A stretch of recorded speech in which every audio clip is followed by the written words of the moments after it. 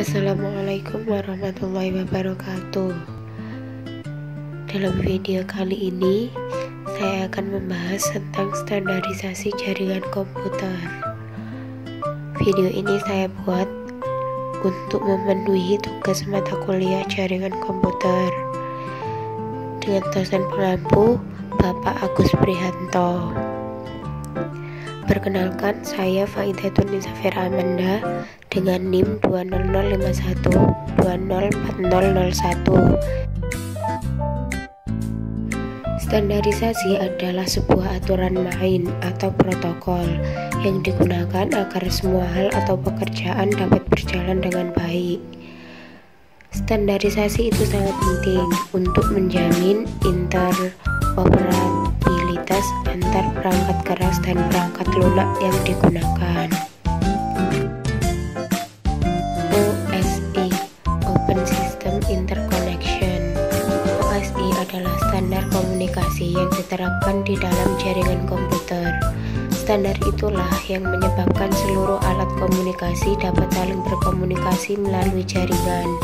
Model referensi OSI menggambarkan bagaimana informasi dari suatu software aplikasi di sebuah komputer berpindah melewati sebuah media jaringan ke suatu software aplikasi di komputer lain.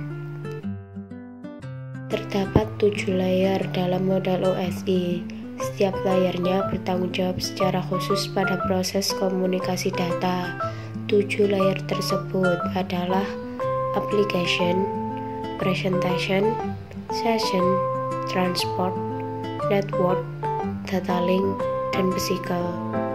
Tujuan utama penggunaan model OSI adalah untuk membantu desainer jaringan memahami fungsi dari tiap-tiap layer yang berhubungan dengan aliran komunikasi data.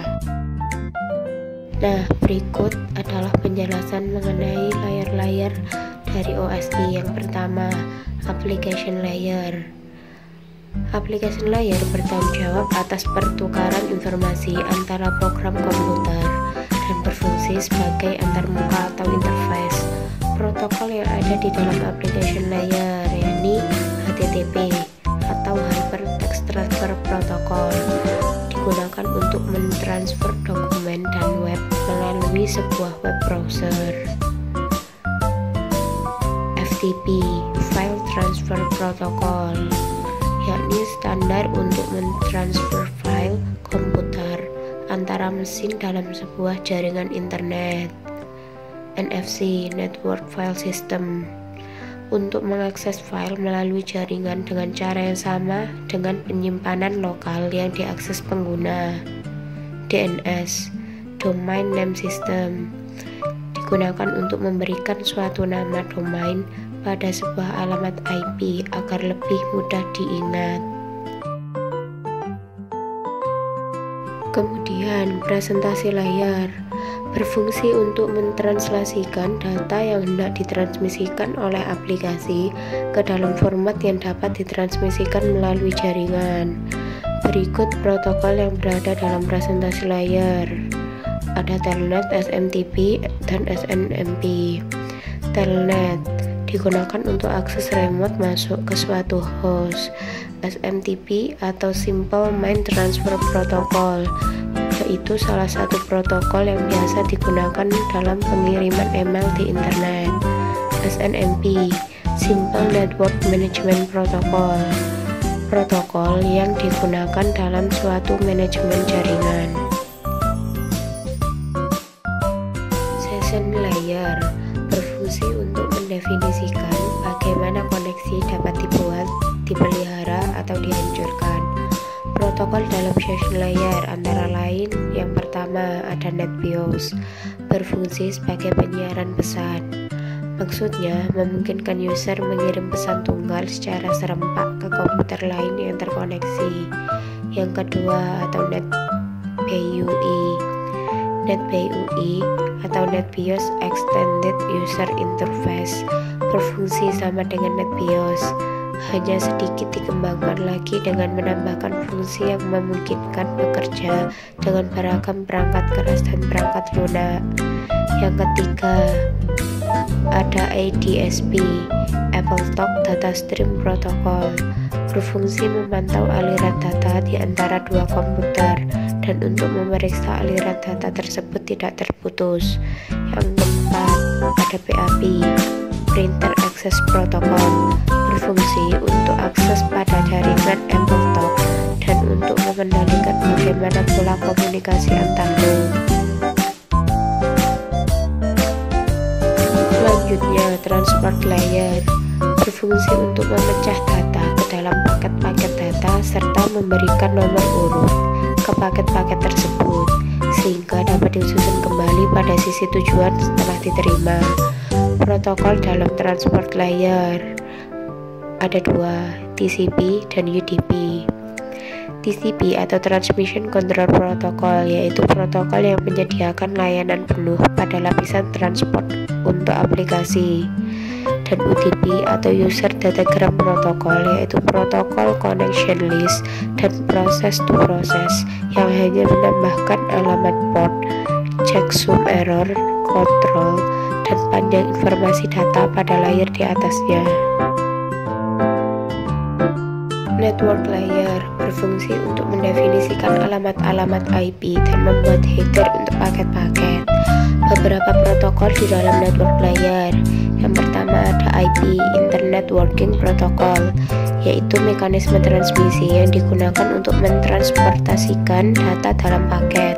Yang kedua, ARP, Address Resolution Protocol, untuk mengetahui alamat IP berdasarkan alamat fisik dari sebuah komputer.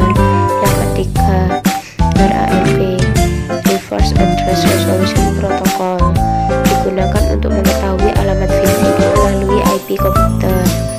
Yang keempat, IGMP, Internet Control Message Protocol, digunakan untuk memberi fasilitas message yang simultan kepada grup penerima.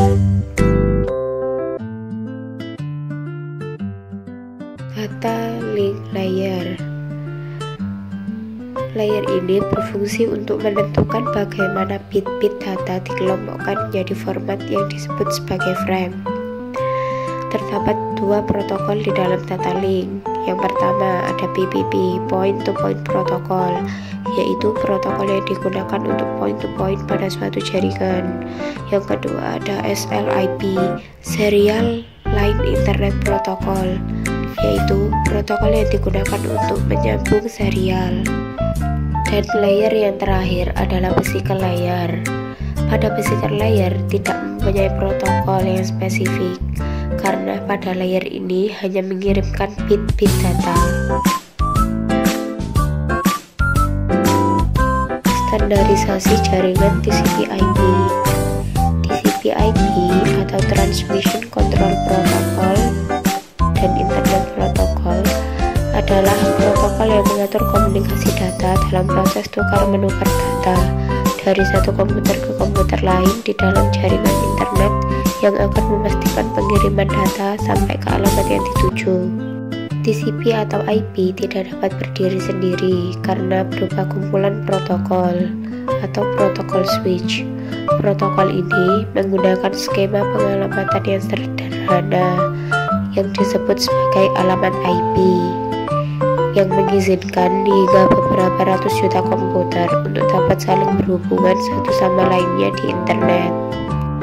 Protokol ini juga bersifat routable, yang berarti cocok untuk menghubungkan sistem-sistem yang berbeda seperti Microsoft Windows dan keluarga Unix untuk membantu jaringan yang heterogen.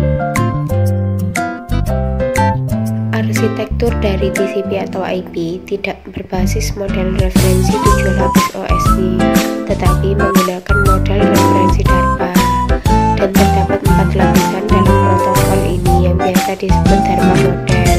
Yang pertama ada protokol lapisan aplikasi yang bertanggung jawab untuk menyediakan akses kepada aplikasi terhadap layanan jaringan TCP atau IP.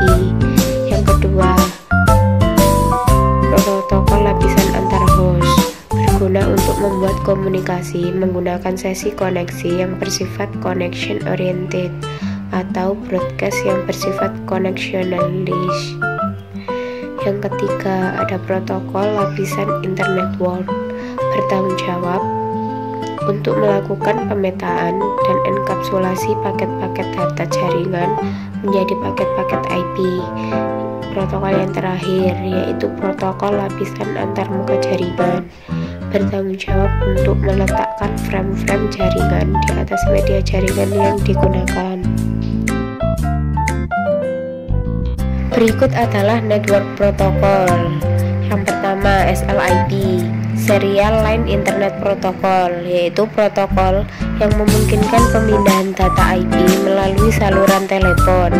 Yang kedua, Telnet, Telecommunication Network, yaitu protokol jaringan yang digunakan di koneksi internet atau local area network.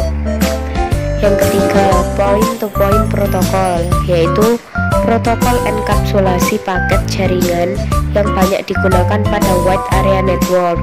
Yang keempat, IMAP, Internet Message Access Protocol, yaitu protokol standar untuk mengakses atau mengambil email dari server. Yang kelima, SSH, Secure Shell, protokol jaringan yang memungkinkan pertukaran data secara aman antara dua komputer.